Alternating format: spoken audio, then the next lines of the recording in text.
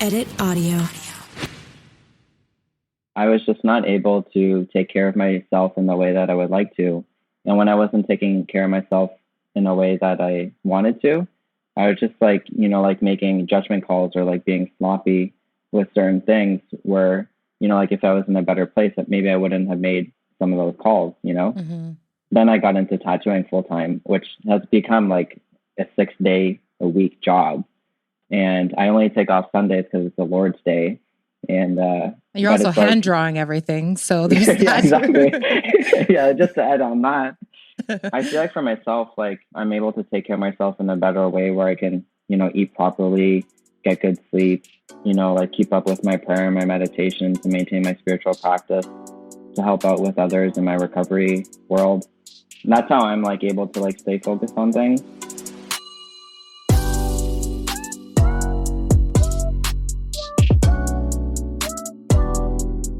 What's up, y'all? Welcome to season 2 of The Teardown, a podcast hosted by me, Vegas Inc., hopefully still your favorite polarizing tattooer. Every episode, I sit down and chat with amazing guest artists, and we dive in more intimately on the politics of the tattoo industry, as well as some topics I feel are more relevant in contemporary tattooing. So, now that we're all set up, let's get started. Are you ready? For today's guest, we have Faith, also known as Needle Imprints on Instagram. Faith likes classic tattoos. They appreciate the history of tattooing globally and wish to contribute to the culture in a meaningful way. In a previous moment, Faith had worked in social services and was a co-founder of Pieces to Pathways, a peer-led substance use support program for queer and trans youth.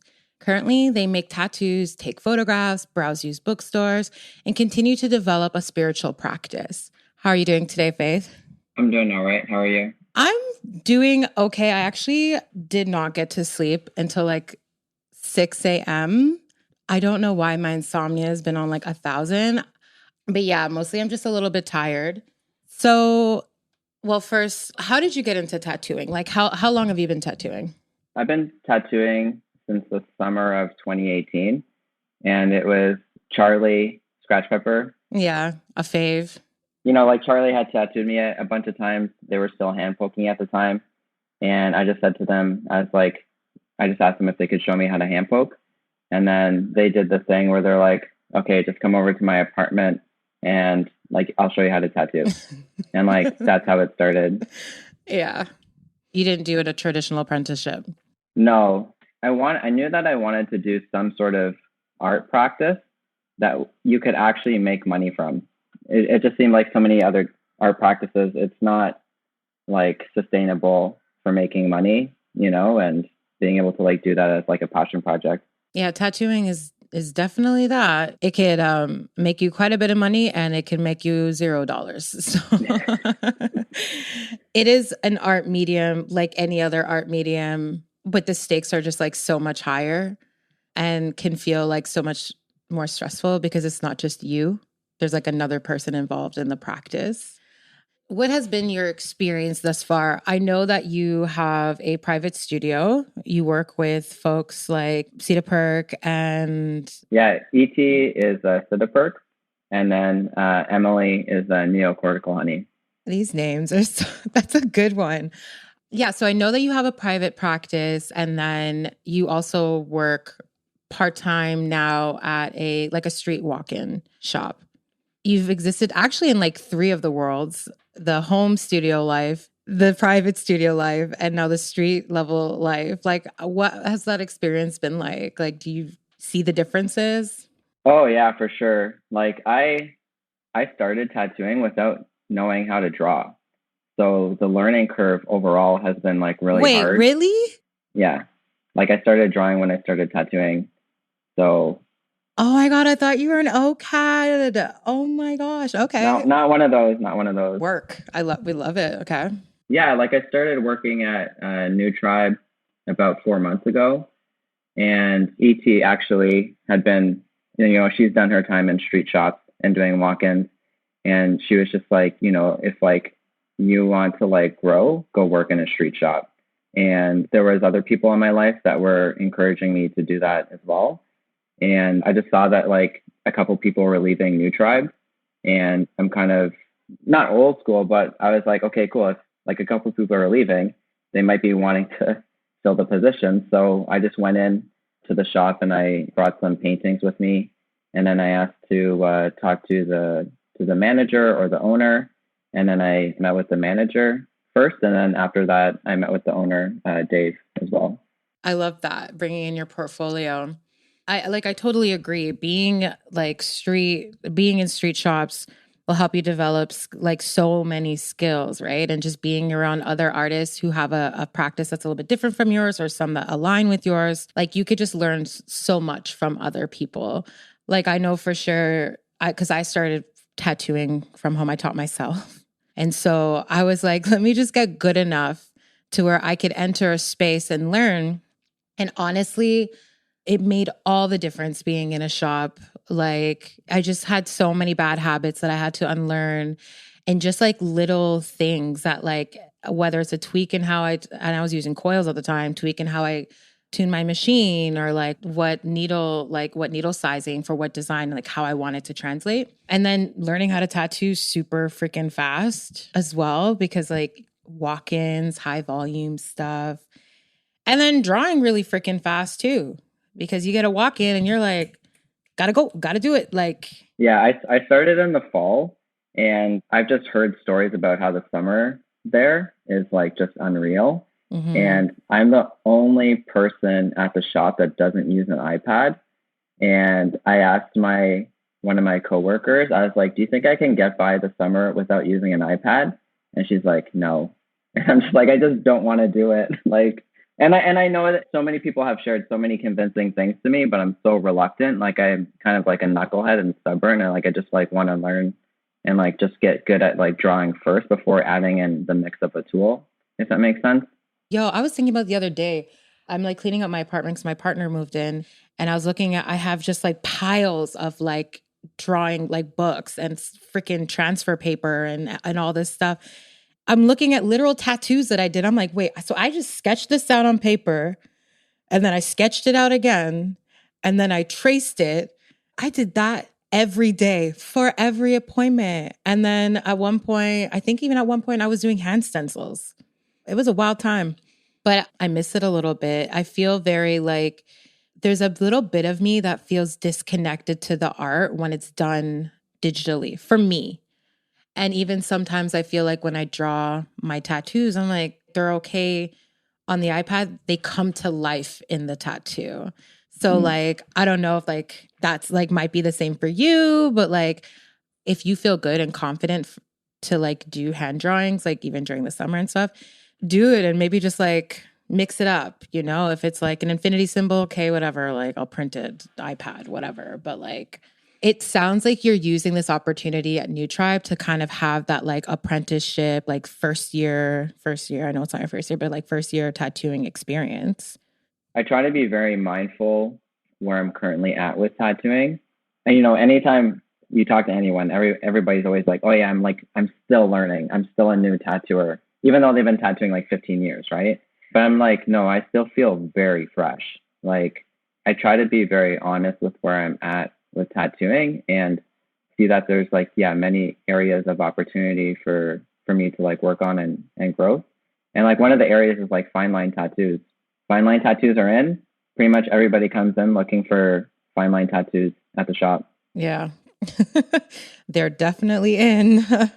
Like, how would you describe your art style then? Like, it's interesting that you say that you're like essentially learning how to draw as you're learning to tattoo. I think that's like classically or historically in the industry, it'd be like a big no, but I actually find it kind of, I don't know, kind of beautiful, like kind of cool, you know? But you have such a unique style. Well, I'd say with like drawing and illustration, like I do a lot of like traditional tattoos. I like doing pattern work stuff as well and like lettering. I feel like it's less about like the style, but like sometimes I guess like the content that I like to focus on, like even kind of like infusing like a recovery slogan into like something on a banner. Instead of it saying like death before dishonor, it says like live and let live, you know, just like small things like that. And I think that, yeah, there's just different content that I like to focus on instead of like the art. And I am very reference heavy at this point. I feel like sometimes I'll get lucky where I can just draw a thing from, I guess, like memory, and it feels like a new like thing. But I'm still like very reference heavy, and I try to go to like the source for like the references as much as I can. To be real, that's most American traditional artists. They are very much using references. They are very much tracing, which is no tea, no shade. There's a lot of, they could also create, custom in their heads designs, but a lot of that work is reference and tracing. I didn't know that so many people trace stuff for the longest time. Yeah. Yeah, no one told me that. Like with tattooing, yeah, that happens a lot. I mean, in so many ways. I mean, like, you can't be creative 24/7. Like there's some tracing that happens. There's some repetitiveness that happens. I think, especially if we're talking like fine lines or like American traditional and like just like everyday tattoo stuff. So then like, what are things that like inspire you or drives you creatively outside of like tattooing? Well, I do like, I do some photography and on film, on film. Yeah. And some of the stuff that I like to focus on for photography is about, I guess, like documentation. For the past bunch of years, I've kind of had this photo series called People, Places, and Things. And it kind of started off by focusing on photographing different like sober, queer, and trans people in my life. Not in like a photo shoot sort of way, but just in a way where it's like, like if we're just at a meeting or out to dinner or out at a party, just like taking photographs like as we're living our lives. That kind of like extended to also starting to photograph other tattooers and tattoo spaces. And for both, I guess, like areas for photographing, it was important to me to do this because like I feel like things aren't being documented in the same way with our current like digital culture, especially with people that might be involved in 12-step communities. Like it's meant to be like anonymous, and like there's not a lot of like documentation that has happened there historically. And then with like tattoo culture, like everything used to be shot on film, but because like we all have like cell phones now, everything's being done digitally, and it's not being, I feel like, stored, recorded, and like archived in the same or similar way as in the past. And then also with photography, I like to do like photo shoots with like friends with S&M and like kink based photo shoots. I've seen some of them. They're really cool. Thanks.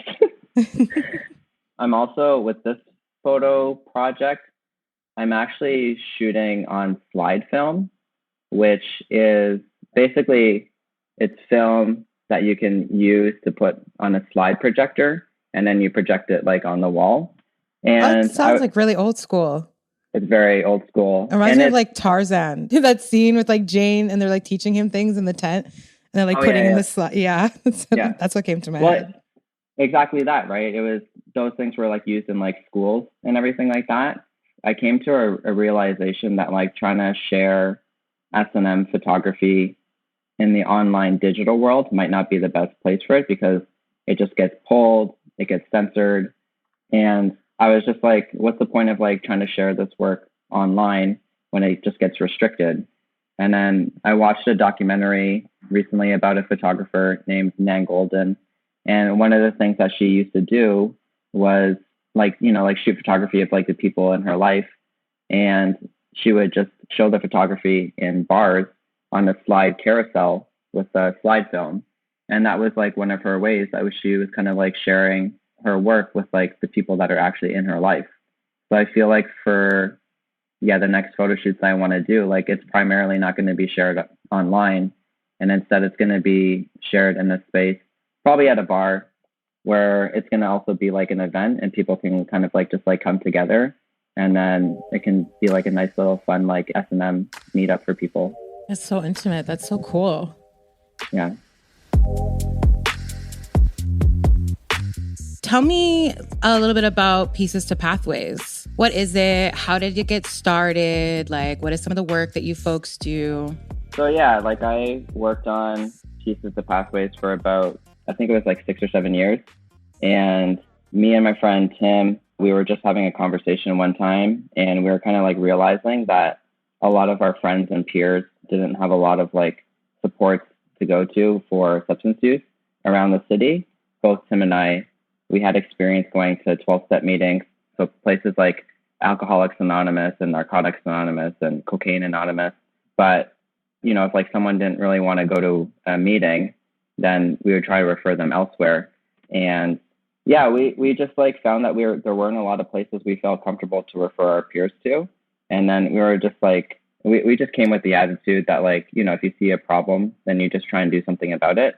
And then so we just tried to create a program that would help fill this service need and service gap. Like what other services? So the services, there was counseling. They would run drop-in services. So like places where people could just come and get a meal and talk to other people. There were like structured, facilitated groups so that people could, I guess, like focus on like a more, I guess, like process-oriented space. They would also provide nightlife outreach. So go to like bars and like parties and provide harm reduction outreach to provide like safer supplies. And then there was also some educational aspect where we would go to different staff teams and organizations and provide like trans education to make other organizations' services more accessible to trans people. It's just so interesting and bizarre, like the stigmas around like harm reduction as it pertains to like substance abuse and like the general ideology around that, like folks being like, I guess folks who are ignorant or folks who just have like biases or hate poor people, don't understand mental health, don't understand marginalization, or folks who are marginalized, where it's like, well, you're just encouraging people to do drugs. You're just encouraging people to drink. And it's like, well, people are going to drink and do drugs regardless. Like that's just going to happen. It's like, how do we try to like not have people die, essentially, and it's such important work. I was going to say that like AA has been kind of in my life in the sense that like my father was an alcoholic. He's no longer with us because it killed him ultimately. And going to AA, he experienced like so much racism, literal being called the N-word, like literally by like a sponsor, and just like could not connect to the people there. And I don't know if like there was an alternative for like a racialized like group or like a Black group, and if his experience would have been different. What I know here and like having folks who are in the sober community here, that they have developed like these AA groups that are like queer centered and like young and like people between the ages of like, whatever, like 18 or 19 to like 30, where it's like they could connect more and like have a more shared experience and feel like safer in those environmets. Not to say that like all AA is like unsafe, but like it might be hard sometimes to connect to like a dude who's like 50, white, cishet, talking about that experience, Yeah, as a big disclaimer, I do have experience with 12-step fellowships, and I'm not speaking on behalf of any specific fellowship as well too. But yeah, like, programs and services and fellowships are like products of their own environment.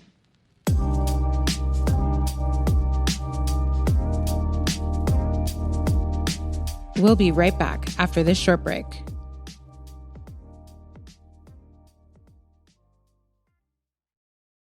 So much of relationship building within the industry has been centered around like substances and trauma bonding. You're in the shop and after like the day is done, it's like, let's just go to the bar. And then we're like spending our money, getting drunk at the bar, fast money, make fast money, you lose fast money. And sometimes there's drugs and like it's just such a prevalent part of relationship building in tattooing. I mean, it makes sense for so many reasons. It makes sense because I feel like a lot of folks who entered the industry are folks, there's folks who have been incarcerated. There's folks who are criminalized folks with trauma, like just like the outcasts of society. I mean, now it's more art kids, but there's not a lot of healing that's necessarily happening, so it makes sense that is sort of there. But I guess, how would you think being sober would impact being able to build relationships with folks in tattooing or a relationship or build relationships within the industry? I don't know. I guess like for me, it's not like at the forefront of my mind a lot of the time. When I was first starting off with tattooing, like finding out other, I guess like sober tattooers was kind of like important and meaningful to me. But like that has been like less of a priority more recently. And like, I feel like in terms of like my own recovery, like I'm just in a place where I don't have a desire to use alcohol and drugs at all. But I do feel like I'm not drawn to like every tattooer that I know. There are like some people that I'm like, like drawn to or like inspired by, or the connection is like more meaningful. Yeah, not a lot of them are like focused on going out or anything like that. But also at the same time too, like there are some times where it's like, yeah, like I like going out to shows. I like going out to like raves and parties. One of the things I've been most grateful for is, like sharing space with like other tattooers, or people that I've tattooed, when we're just like regular fucking people just watching a band play, and we're just there like sharing space. Yeah, like I think my first experience, like really one being around folks who were sober and like other like queer or alternative tattooers happened just like a few years ago. Like I think within the year before the pandemic, I do conventions. Like I've just been in that like the scene, like the tattoo scene for so long. And then I entered specific spaces, like tattooing spaces where like folks were queer, folks were trans, folks were sober. And I was like, oh my God, how am I going to fit in? Like, and I'm a little bit abrasive, and I have a personality to me, and I'm like, these queers are not going to like me. But I feel like I built a lot of meaningful relationships with those folks. And when I think about it, like, I hung out with those folks a lot. Like I am somebody who drinks. I don't do drugs, but I do drink. And I'm like, we would just like sit outside and like smoke cigs and talk and just like make jokes. Maybe we order a pizza. And it was just like, it was chill. I didn't feel like I was not connecting with them. I didn't feel like it was boring. It felt just as meaningful. It felt just as impactful. Yeah, it just like had me thinking that there are other ways to like build these spaces, like it doesn't always have to be like one way. I felt like also like I was living more authentically, and those relationships felt a little bit more authentic to who I was, because like as a neurodivergent person, alcohol could like make me feel like less anxious, and I'm more open, but the next day I always regret everything I said. But I'm like, well, it wasn't me. Dissociate, just like compartmentalize it. It wasn't me. It was a different version of me. But like when I'm like sober and like having these hangouts with other folks who are sober, it's like me. But yeah, I just feel like there was like more impactful, and I felt like I got to like know people and they got to know me more, and there was so far less conflict. It was like a whole different world, and I really appreciated it. I guess like over the past maybe like less than a year, every once in a while I'll do like a like tattooers and like pool night at City Pool, and I'll just like send out a bunch of invites to people, and yeah, people are drinking and stuff like that, but it's kind of along the lines of like what you're saying. It's like, because there's so many shops, there's so many studios, people working at home, I feel like the traditional people don't talk to those people. The scratchers feel judged by those people, and the people doing that weird stuff over there don't fuck with those people.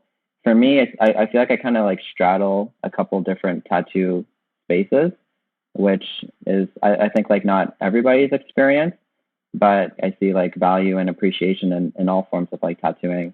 But yeah, it is kind of nice when people that don't regularly mix can hang out with one another and hopefully like break down some of the judgments that people have against one another in that kind of way. I think there's like a lot of folks also like yourself, like myself, who do alternative types of art, are more progressive, are queer, are trans or gender nonconforming, but then also still appreciate like those sort of fundamentals of like a traditional tattoo world and like apply it to the practice, like it doesn't have to be so hard line. This is this and this and this. And like there can be some, fluidity there. Yeah. And I think for me, I guess like I'm kind of a nerd with tattoo history and culture a little bit. I feel like when I was like younger and first getting involved with like different community organizing, I'm talking about like my early 20s, like people would be like, oh yeah, like what about intergenerational work? And I'd be like, we don't need that. Like we're young, we have energy. But like as like I'm 35, so you're like 35. I'm 35, yeah. 35 is not old, but I'm like, damn, I did not see that coming. Yeah, I'm 35. It's genetics. I feel like it's my mom's Filipino side in me. But yeah, like now that as I get a bit older and essentially doing a career change in my mid-30s, like I've kind of like really valued and appreciated and seen the utility of like intergenerational work in tattooing. A lot of it is like oral history. A lot of it is just stuff that people just pass down. And I feel like because there's less opportunities happening for like apprenticeships, a lot of that history is being lost, you know, and it's just not being like shared in the same kind of way. There's been like some people in the city that like I've connected and heard like more of the stories. I was thinking about this today. I was like, I'd actually be curious to hear about your experience too, because I feel like you've been around and you've probably seen a lot in the city as well, and have like, no, like just seriously like perspectives that like I wouldn't hear about talking to other tattooers, you know, with like different shops and working at different places and everything like that. So some of my first experiences with tattooing, when I got my first tattoo at like 15, it was a neck tat. It was a rose.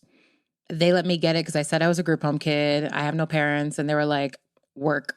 But that shop is shut down now. But they were cool. But a lot of the people that I got tattooed by after being in the shop was like more precarious artists who are like very talented, who are like coming into your house, $40 tats.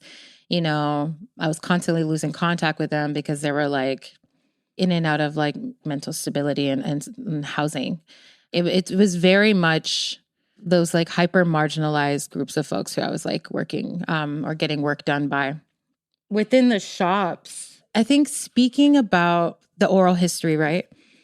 It was a lot of that. And so I entered, I think for myself as like a light-skinned Black person, I did have a lot more access to spaces. While being in those spaces, though, there was tons of microaggressions, tons of anti-Black racism that was happening. But it was like this weird thing where you also started building relationships with people and you're learning so much. So you're learning about like figureheads in tattooing from here and like people that have these relationships and how they're connected to. And it's like almost like a drag house, like ball houses, right? Like this person taught this person who taught this person. It was like this like tree, this like it's lineage. Like it's a lineage. Yeah. Yeah. It was a lot of that in so many ways. You know, you're experiencing certain like harms and violences from people, but you also feel very connected to them through lived experience of like being impoverished, of like what your relationship to tattooing is. There was also a lot of like proving yourself. The biggest thing I think that like folks in the industry want to know is how much do you want it, right? Like how much do you want it? How much do you care about it? What are you willing to do for it? Like you die by the machine kind of thing. I think that's another reason why I was able to be in that world despite my start is my relationship to the tattooing.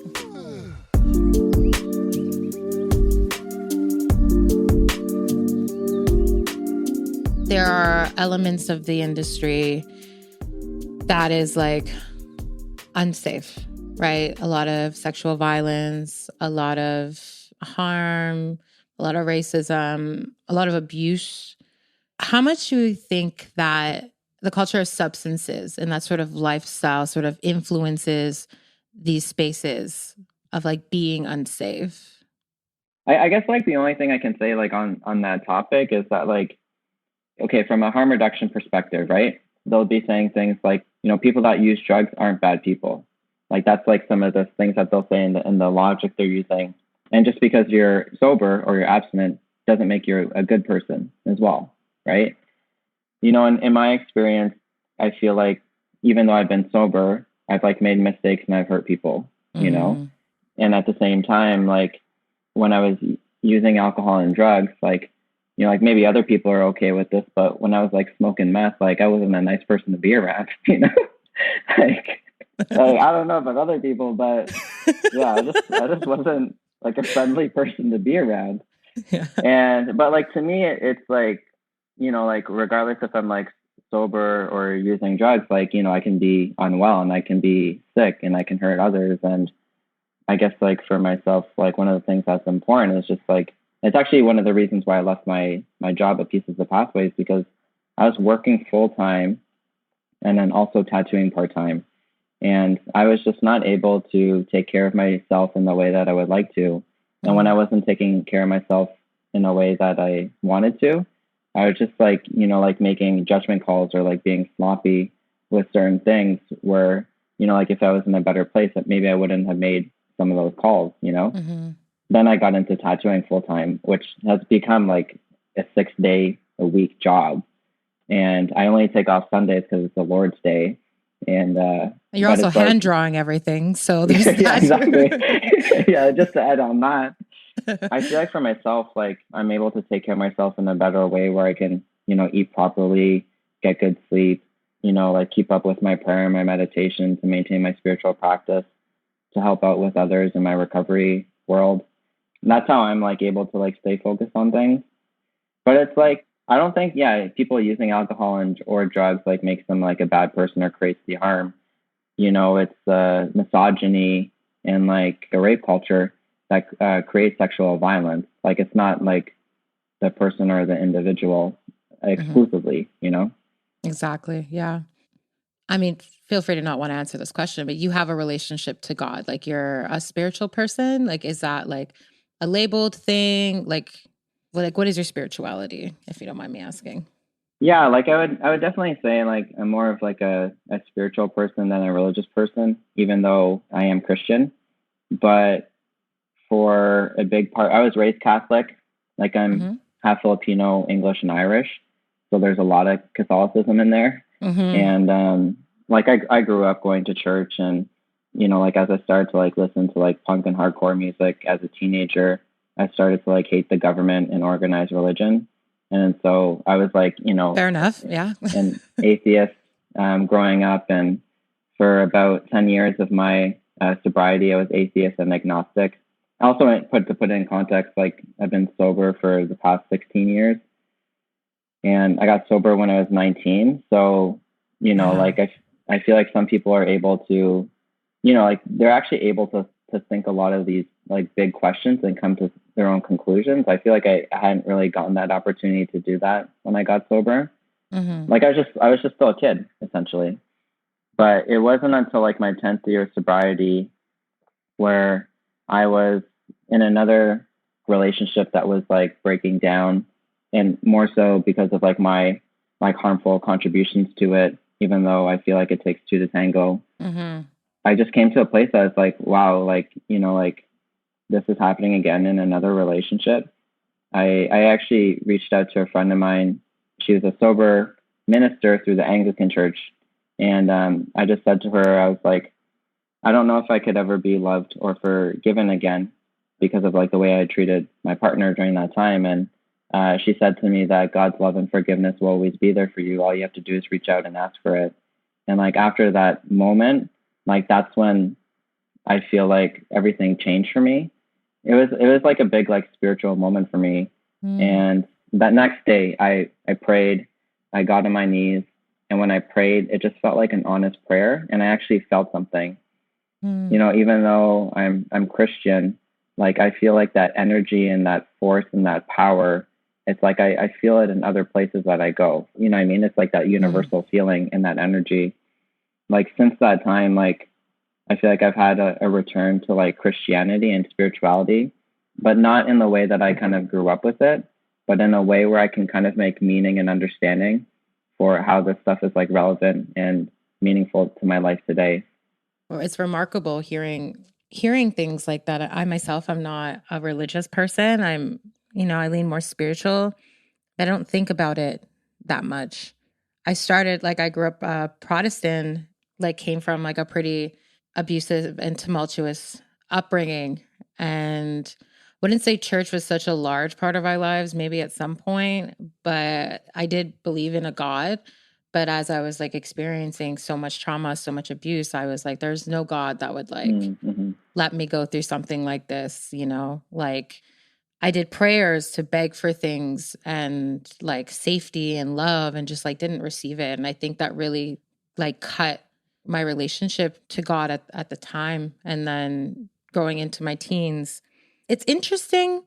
I was still talking to a God, I was angry at it. So it's like, I was like, I'm agnostic, or like, I'm like, I don't know, I was like atheist, but I was still like in times of like like turmoil or like having a breakdown, I was speaking to something. So it's like I was still there. I was just angry. I think now I don't know what it means for me when I hear like for how you were speaking, it like it resonates and it connects. I still don't know what I believe in. I believe in the universe. I believe that they're like in like a global and sort of like connection to like all life, whether it be people, animals, nature, the skies, the stars, and like feel like there's something greater than ourselves, but not from a biblical sense, if that makes sense. And I think I'm still trying to find what that relationship will look like. And like, you know, almost like how you described, there's like a journey and it would be a journey, whatever the end result of that is, like it's still a process. Yeah, they say like in some of the recovery spaces that I'm in, like there's an emphasis like not in defining your relationship to spirituality or God, but more so an emphasis on like the process of seeking. So I have a client who's like trans, super dope individual. Like they're so great and they do drag and they're like practicing to be a minister. Oh, wow. That's cool. And like they were telling me like their ideas for like how they want to do things. They want to do it in drag. Yeah, And yeah. like they want to just make it super queer. And I was like, you know, I don't, do I believe in, or, you know, I'm not going to do the whole spiel, believing in organized religion, yada, yada, yada, whatever. But like, but then I hear like, even going back to what I was talking about earlier, when I see people take some things that are good and then like fill a gap and then develop something new and something beautiful and something different that can connect to a wider audience, that connect to different people. And they were just telling me about it. I was like, damn, that's cool as hell. Don't know if I necessarily get it, but I think it's super rad and cool to see that folks are doing that, even within like an organized religion. They're still like disrupting it, like in how we understand it or how it's been done, or maybe, you know, the westernized concepts of it or whatever the case is. It's so nuanced, regardless, cool as hell, you know?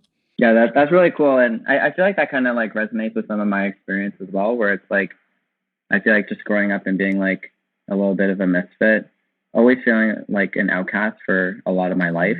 And how, yeah, I feel like even with like tattooing's filled with like misfits and outcasts, you know? Maybe like less so today with our current tattoo culture because it's been so mainstream and just like regular fucking people are doing it. But yeah, like kind of like always like messing around with like people's ideas and expectations about who you are. You know, like I have a lot of tattoos and I feel like I look like the way that I look, and like you would kind of maybe think that like, you know, like I would do certain things or, you know, be a certain way, but then at the same time, like flipping it. And it's like, you know, like I'm sober, I'm queer, you know, I'm a spiritual person and a religious person, but then I also like S&M and kink, you know, like how does that all like kind and of you like go to fit raves. together? Exactly. You know, so I hang out at a city pool all the time and, you know, like all the chaos is happening around me, but I love it and I love being there.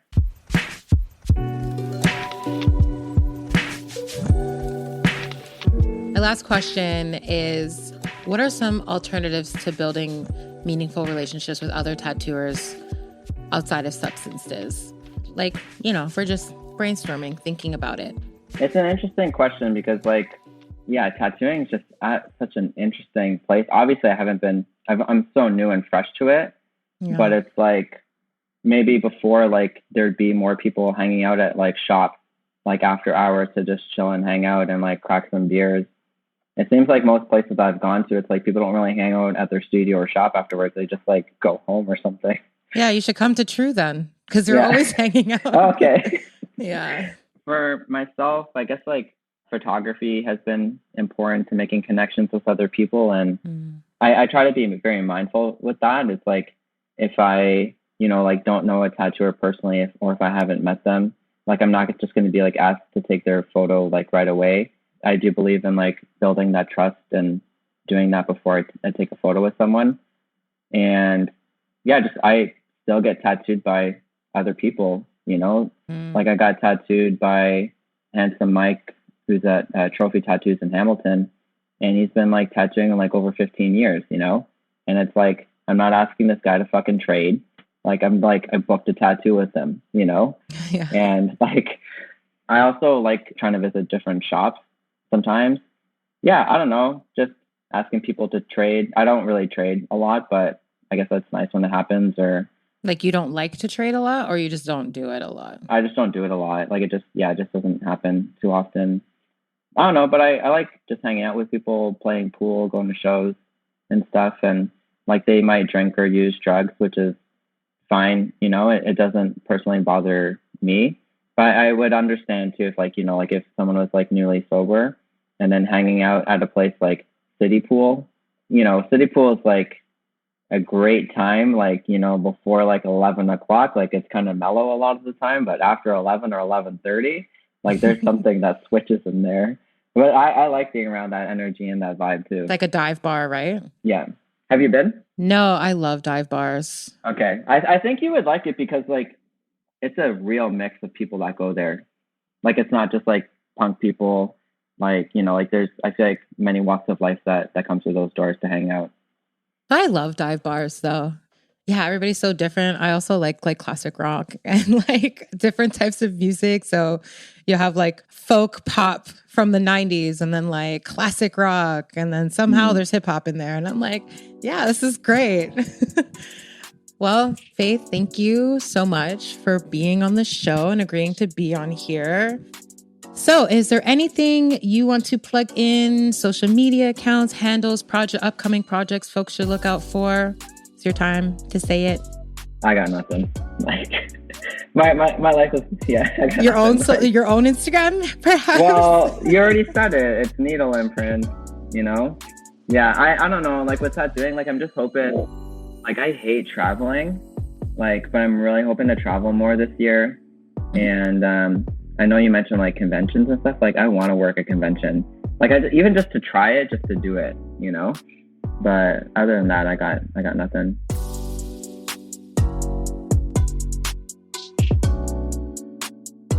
That's it for today's episode, folks. Go ahead and follow @TheTeardownPod on all socials. Also, make sure to leave a rating and review wherever you get your podcasts. The podcast is hosted by me, Vegas Inc. This episode was edited and mixed by Ali Silroy and was produced in collaboration with Edit Audio. Special shout out to producers Kathleen Specker and Melissa Houghton, and I'll see you at our next session.